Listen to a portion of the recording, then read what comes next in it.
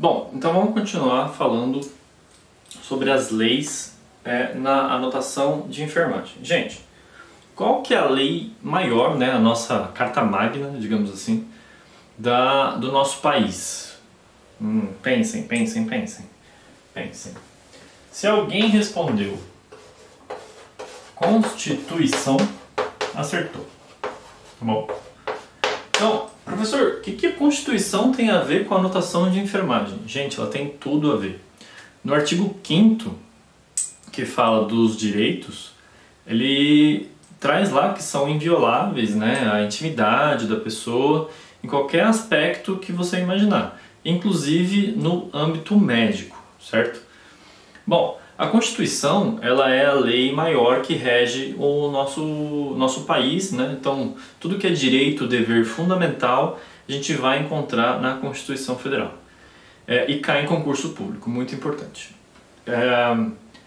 Abaixo dela a gente tem alguns tipos de leis, né? Por exemplo, decretos, leis ordinárias, e a gente tem também uma lei que regulamenta o exercício da nossa profissão, que é a Lei 7498 de 86. A Lei 7498 de 86, gente, ela traz como que vai se dar a instituição da enfermagem dentro do nosso país, certo? Então, ela vai trazer, por exemplo, o que é um enfermeiro, né? O que é um técnico, como que ele deve se colocar dentro da saúde, tá bom? Só que a gente tem que regulamentar o que cada um faz, certo? E para isso existe um decreto. É um decreto muito importante, chamado de 94406 de 87. Esse decreto, ele vai trazer tintim por tintim aquilo que você precisa saber para ser um bom técnico de enfermagem. Por exemplo, professor, será que um técnico de enfermagem faz sondagem? Será que faz cirurgia? Então, como é que você vai saber quais são as suas obrigações, quais são os seus direitos, né, dentro do sistema da enfermagem, certo? Durante o de saúde é um pouquinho diferente, né? A gente vai colocar mais para frente. Mas quais, né, entre enfermeiro, técnico, auxiliar que está em extinção, quais são os meus deveres? O que eu tenho que fazer como técnico de enfermagem? Inclusive, será que eu posso fazer parto, por exemplo, que está na parte das parteiras que estão dentro da nossa resolução 7498 de 86? Então, o que eu faço? Você vai encontrar no 94406 de 87. Uma outra lei muito importante que tem tudo a ver com a nossa aula hoje, né, é a resolução 429 de 2012. Bom, essa resolução, ela vai falar justamente como é que você vai fazer a sua anotação de enfermagem, o que você tem que pôr, como que você tem que pôr, como que você tem que tirar, enfim. Tudo o que você tem que saber, ela está escrita na 429 de 2012. Gente, elas são recomendações gerais, tá?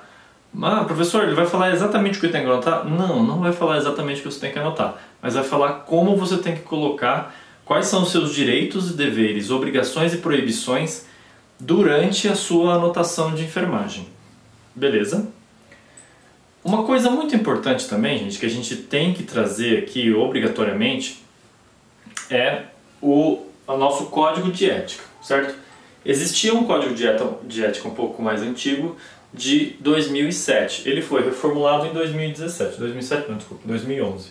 Ele foi reformulado e agora ele veio com o número 564 de 2017. Ele, assim, obrigatoriamente ele tinha que passar por uma reforma devido aos aspectos, principalmente da evolução da tecnologia.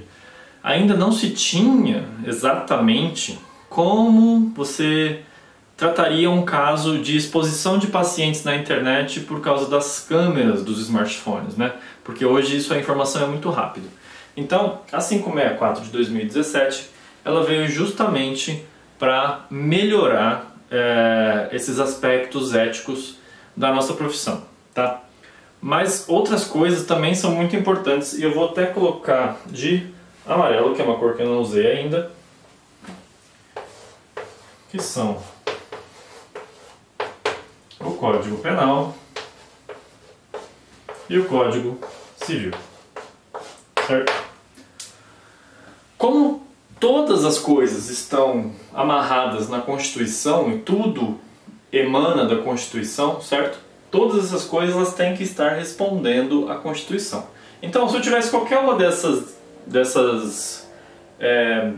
legislações aqui fora do âmbito constitucional, eu teria uma legislação inconstitucional. Isso não é possível de acontecer. E quando é feita, ela tem que ser revogada imediatamente, porque ela pode causar dano a alguém, tá? Ela é inconstitucional.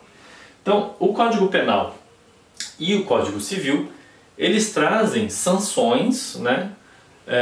E o Código de Processo Civil e o Código de Processo Penal trazem pra gente as sanções e como se deve proceder a cada vez que acontece, por exemplo, alguém aqui teve uma conduta antiética. Como é que isso deve se proceder no âmbito civil? Será que vai chegar ao âmbito penal? Porque o âmbito penal ele é a maior, né? Ou seja, é o final, você não quer chegar ao âmbito penal. Se tiver que chegar ao âmbito penal, é a coisa que vai ficar feia mesmo.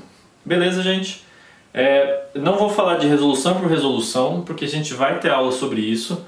Por enquanto a gente só está falando de anotações de enfermagem e as legislações que devem reger a nossa anotação. Beleza?